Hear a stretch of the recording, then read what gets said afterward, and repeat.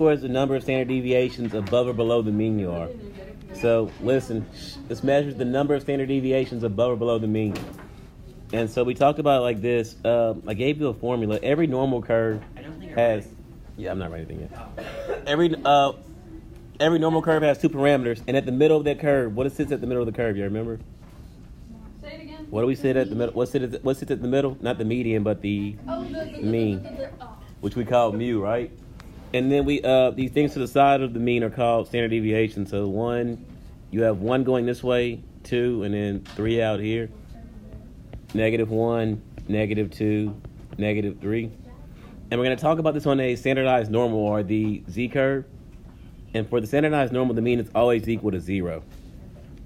So your mean the mean mu is always 0, and the standard deviation is always 1. And we say that x follows a normal distribution. X follows a normal distribution that has two parameters. So listen, every normal curve looks exactly like this. It's bell-shaped just like this. Everybody got that? They're all bell-shaped. The only thing that's different about the normal curves are their means and their standard deviations. And so we define every normal curve as being, it has some mean and some standard deviation like this. Now, because there's so many different normal curves with different means and standard deviations, we compare everything back to a single curve, which is the standardized normal, or this curve right here. And we do that using z-scores. And we talked about z-scores, and we said that a z-score was equal to some observation x minus the mean divided by sigma. And remember, if that observation x is above the mean, what do you know about the z-score? If the observation is on this side of the value, what do you know about it? It's great. It's positive. If it's on the left side, what do you know about it? It's negative. So we have positive, negative z-scores, all right? What we're going to do now is this, though. We're not only going to find z-scores. We're going to take a value now and find a z-score and calculate the area for that z-score underneath this curve. So I'm going to calculate area underneath this curve up to a z-score now. And when we find areas under curves, you know what we call that? You know what the mathematical process of finding areas under curve is called? No, sir. Good. It's called calculus. Oh, hell. Yeah, I dropped out of that class for a reason. So because most of you haven't had calculus yet, what you're really doing is you're integrating underneath that curve up to that particular z curve. So because most of you haven't taken a calculus class yet, we're going to use our calculators. So our calculator is going to do all the work for us. But in order to use the calculator, we need to know a couple things. And here's how it works. We're going to use a function in the calculator called normal CDF. We're going to use a function called normal CDF. And if you find normal CDF, let's go find it real quick. Here's how you use normal CDF. Do you remember how to find binomial CDF and binomial PDF? Second, vars. And you look at the very top, you have a PDF for the normal and a CDF for the normal. In the normal curve, we only use the CDF. We never use the PDF. You understand that? This will never be a PDF thing. You always use the CDF. And for normal CDF, you're going to give it two things. You're going to give it a lower bound and an upper bound. And it's all based off of your z-score. It'll be all based off of whatever z-score you calculate. Are the lower and the upper what we did last time? Like Kind of. We would find what were they called whenever they were out? You're right. That's what it is, I think. Like you have to do math to find which ones don't belong in the No, box. not like that. I'm thinking of box plus stuff. Yeah, it's not that difficult. It's not outliers. Okay, You're thinking about outliers. Outliers, that's what Yeah, it was. we're not talking about outliers. Or is it M1? It'll be kind of like what we did for binomial type stuff. Oh, shoot. So we're combining it. Right, kind of. So here's how it works. This curve extends forever in this direction, right? And it goes forever in this direction. It goes forever in both directions. What is forever in this direction called? What do you call that? Infinity. What kind of infinity? And beyond. What kind of infinity? Negative. This is negative and this is what? Positive. There's a problem. So that presents a problem for us, okay? Our calculator needs what we call bounds to integrate for us. We need to give it numbers to integrate for us. And so here's what we're going to do.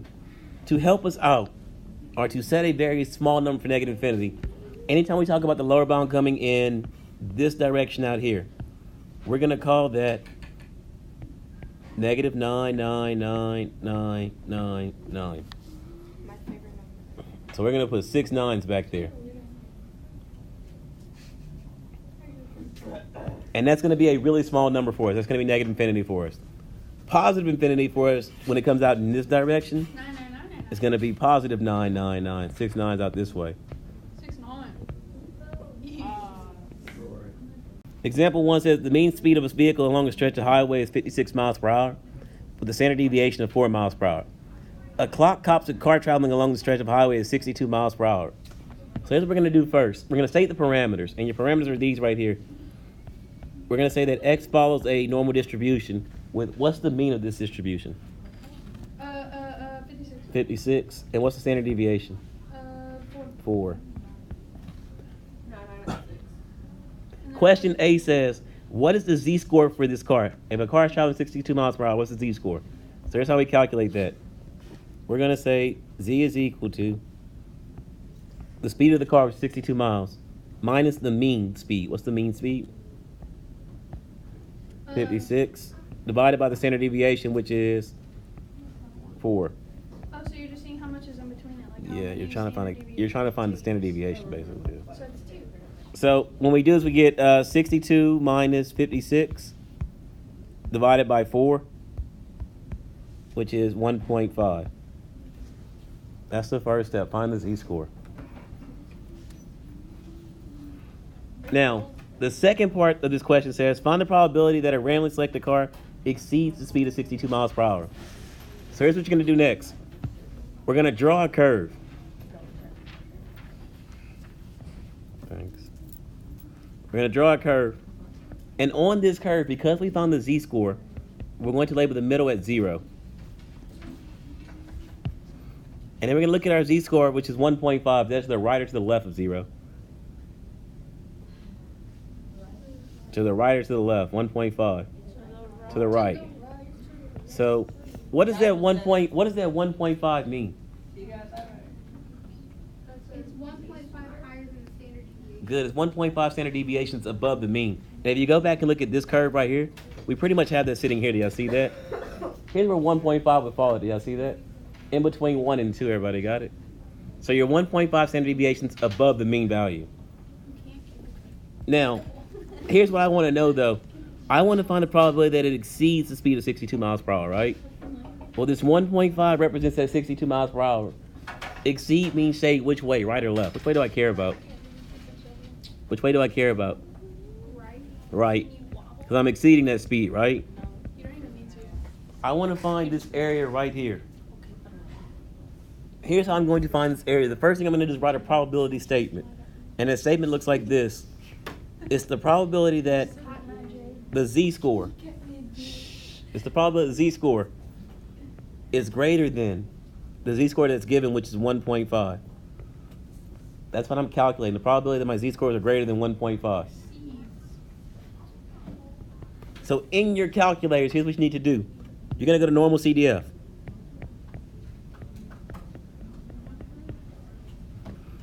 And what you're going to do is you're going to look at this curve and you're going to say, from this curve, what is the lower bound? Well, where is the smallest value on this curve at that I'm looking at? It's at 1.5, right? So the lower bound is 1.5. And the upper bound goes where? 9999. All the way out here to 99999. Good, Angel. Good angel. Oh, you put that in there? Yeah. Oh, Jesus.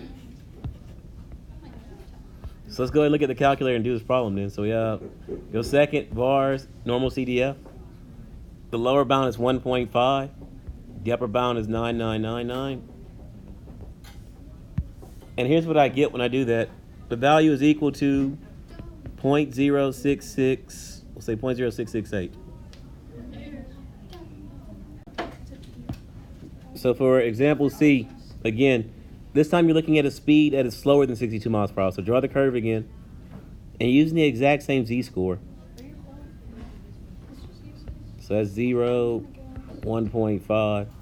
But this time you're shading to the left of that curve.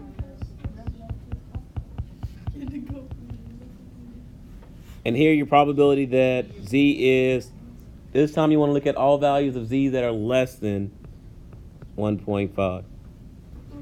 So in your calculator, that's normal CDF. What's your lower bound this time? The curve is going all the way out this direction, right? What's your lower bound? Negative. Negative 99999.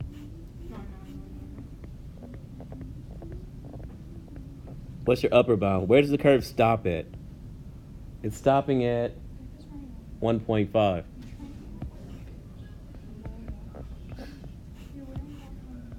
So in your calculator, go second bar, it's normal CDF. It's not a good thing. 1.5, negative 99999, 1.5. And I get this right here.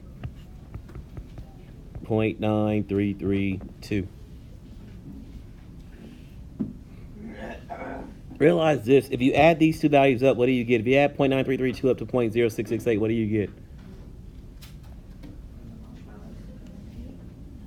Wait, what? Why do you get 1? It's so fun. Because the entire curve has to add up to what number? The entire curve adds up to 1. You're just calculating both sides of it. You got that? Why is the negative 9? So, finding this new z-score for 58, 58 minus 56 over 4 should be equal to what? 0.5. 0.5. So your z-score is 0.5. So on the curve, 0.5 falls here, right? Yes. And now look at this. You're going to find the area between these two values. Here's how you write the statement for that. This is the probability that your z-score is falling in between 0.5 and 1.5. So the exits in between are your, not the x, I'm sorry, it should be a z. This is a z. The probability that the z-score falls in between 0.5 and 1.5. That's what you're trying to find here. And in your calculator, you're going to calculate it like this. This is normal CDF, right? Normal CDF. What's the lower bound here? 0.5. 0.5. What's the upper bound? 1.5. Does everybody see why it's 0.5 and 1.5? Yes. Lower bound is here at 0.5, right? And this is at where? It's stopping at 1.5.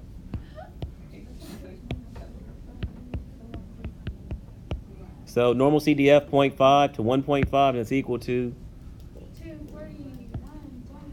yeah, that's 20. That's 0.2417.